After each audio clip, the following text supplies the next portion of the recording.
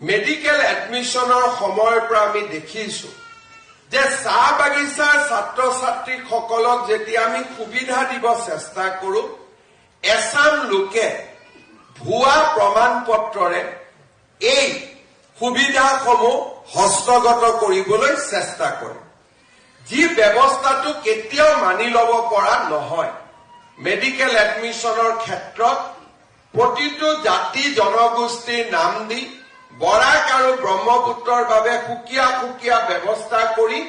ইয়াক আমি এক প্ৰকাৰ সমাধান কৰিব পাৰিছো চৰকাৰী চাকৰিৰ 3% ৰিজাৰ্ভেশ্যনতো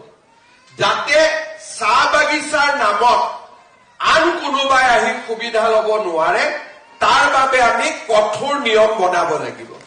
যাতে এই ধৰণে আমি চাহ বাগিচাৰ প্ৰকৃত যুৱক যুৱতীসকলকহে আগবঢ়াই নিব পাৰো